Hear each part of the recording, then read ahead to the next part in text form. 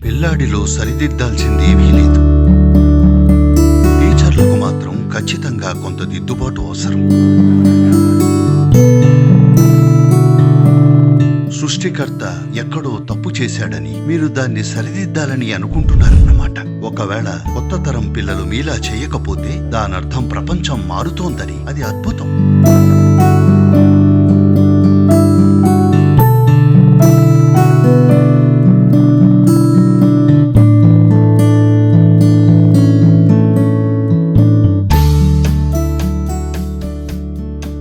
లేదు, వాళ్లను శిక్షతో మార్చగలరని మీకెవరు చెప్పినా వాళ్లకు పిల్లలతో తగినంత అనుభవం లేదనే. కాబట్టి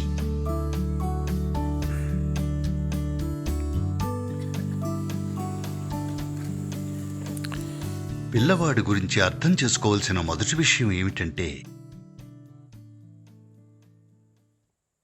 అతనిలో తప్పేమీ లేదని. బహుశా మీరే కొంచెం వక్రంగా మారుండొచ్చు. అతనిలో నిజంగా ఏ తప్పు లేదు. జీవితం అలానే ఉంటుంది. సమాజంలో ఇమడటానికి మిమ్మల్ని మీరు వక్రీకరించుకున్నారు. అతనేమీ వక్రీకరించుకోలేదు. జీవం ఎలా ఉండాలో అలానే ఉన్నాడు. అది మీకు నచ్చడం లేదు. మీరొక విషయం అర్థం చేసుకోవాలి. మీ చిన్న ప్రతిరూపాన్నే మీరు ఇష్టపడకపోతే పెద్ద ప్రతిరూపాన్ని ఈ ప్రపంచం ఎలా భరిస్తుంది? మీరు వాళ్లకు విద్యనందించాలని చూస్తున్నారంతే. వాళ్లలో సర్దుబాటు అవసరమని కాదు. విద్య అనేది సంస్కరణ కేంద్రం కాదు. విద్య అంటే కేవలం ఈ ప్రపంచంలో బతకడానికి అవసరమైన ఒక అర్థం లేని విషయం.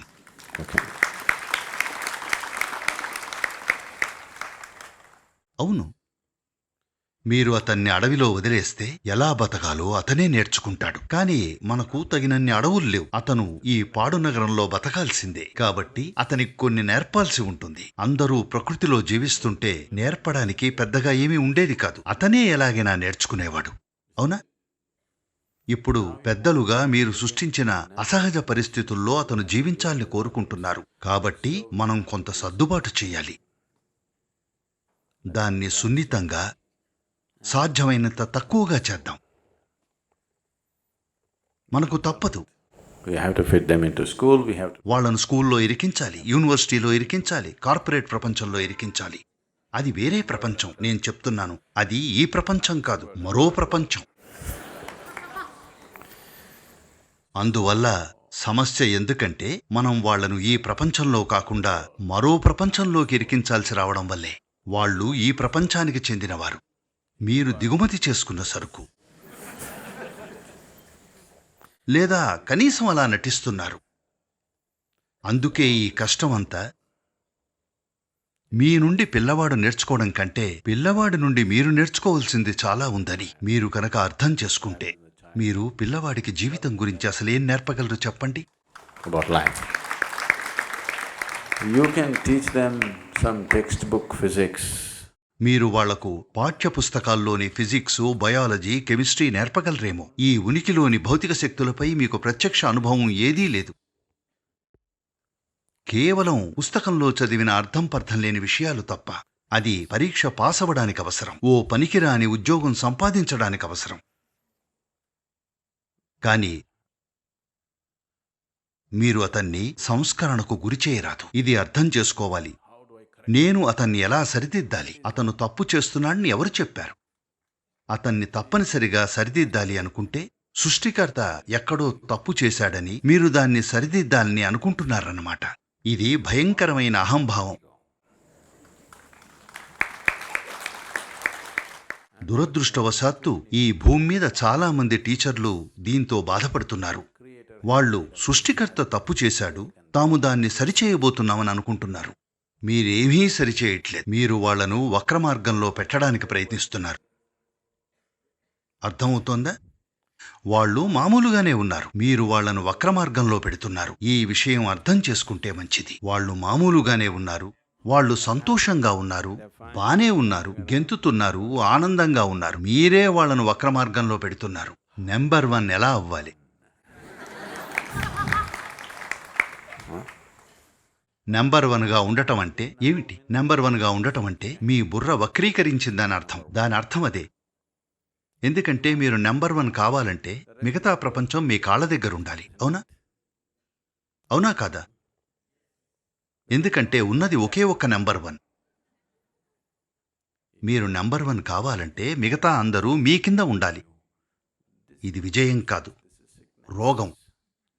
మీరు మీ పిల్లలకి ఈ రకమైన రోగం తీసుకొచ్చే ప్రయత్నం చేస్తున్నారు. నెంబర్ 1 అయిపో, అందరూ నీ కింద ఉండాలి. కాబట్టి పిల్లవాడిని సరిదిద్దాలని అనుకోకండి. పిల్లాడిలో సరిదిద్దాల్సింది ఏమీ లేదు. పిల్లవాడు బానే ఉన్నాడు. విషయం ఏమిటంటే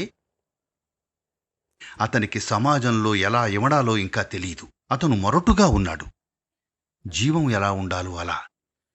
కానీ సమస్య ఏమిటంటే అతను సమాజంలో బతకాలి. దుందుడుకు మనిషిని ఎక్కడో బంధించేస్తారు. అతనికి అలా జరగడం మనకిష్టం లేదు. కాబట్టి అతన్ని సర్దుబాటు చేయడానికి ప్రయత్నిస్తున్నాం. మనం సృష్టించిన సమాజంలో ఇమిడెట్టు. దాని పట్ల మనం కూడా సంతోషంగా లేం. మీ చుట్టూ ఉన్న సమాజం పట్ల మీరు 100% సంతోషంగా ఉన్నారా? లేరు. కానీ మీరు మీ పిల్లలను దానిలో ఇరికించడానికి ప్రయత్నిస్తున్నారు. సమాజానికి సరిపోయే విధంగా దుంగను చెక్కుతున్నారు. కనీసం మీరిది అర్థం చేసుకోండి. ఇది ఏదో పరిపూర్ణమైన ఆట కాదని, వాళ్లను ఎలా సరిచేయాలో, వాళ్లను ఎలా తీసుకెళ్లాలో మీకు తెలియదని. మీకు ఏమీ తెలీదు. మీరు కేవలం వాళ్లకు కొన్ని బతుకు తెరువు ఉపాయాలు నేర్పిస్తున్నారు. కాబట్టి దయచేసి మీ పిల్లల ముందుకెళ్ళి వాళ్లతో ఒప్పుకోండి. ఎలా ఉండాలో నాకు కూడా తెలీదు అని. నిజంగా మనం కలిసి ABC ఏదో ఒకటి చేయడానికి ప్రయత్నిద్దాం. మీరు జడ్ వరకు వెళ్తే సరే, లేకపోతే ABCD మంచిదే. వాళ్ల తెలివితేటలను బట్టి వాళ్ళు ఆలోచించి చూసి పనులు చేసేలా వాళ్ల తెలివిని ఉపయోగించనిస్తే వాళ్ళు ఏదో ఒకటి చేస్తారు. వాళ్ళు మీలా చేయకపోవచ్చు. వాళ్ళు మీలా చేయకపోతే చాలా మంచిది. ప్రపంచం మారుతుంది. ఒకవేళ కొత్త తరం పిల్లలు మీలా చేయకపోతే దాని అర్థం ప్రపంచం మారుతుందని. అది అద్భుతం. దయచేసి మిషనరీ టీచర్గా మారకండి. మీ పిల్లలను సరిదిద్దడానికి ఏమీ లేదు. టీచర్లకు మాత్రం ఖచ్చితంగా కొంత దిద్దుబాటు అవసరం. ఖచ్చితంగా. పిల్లలకు స్ఫూర్తి కావాలి, దిద్దుబాటు కాదు. పిల్లలకు స్ఫూర్తి కావాలి. వాళ్లకు ఏ దిద్దుబాటు అవసరం లేదు. టీచర్లకు మాత్రం ఖచ్చితంగా దిద్దుబాటు అవసరం. గమనించండి, మేం పాఠశాలలో నడుపుతున్నప్పటికీ ఇదంతా చెప్తున్నాను. మాకు పిల్లలతో చిత్రవిచిత్రమైన సమస్యలు వస్తుంటాయి. కానీ పర్వాలేదు. సమస్య వాళ్ళు సమస్య అయినందువల్ల కాదు. సమస్య ఏమిటంటే మనం వాళ్లను సహేతుకంగా దేనిలోనైనా ఇరికించడానికి ప్రయత్నించటమే. వాళ్ల కోసం ప్రత్యేక ప్రపంచాన్ని సృష్టించక్కర్లేదు. మన దగ్గర ఎలాంటి ప్రపంచం ఉంటే వాళ్ళు దానిలో ఇమడాలి. మేం ఆ కృషి చేస్తున్నాం. లేకపోతే వాళ్లలో తప్పేం లేదు.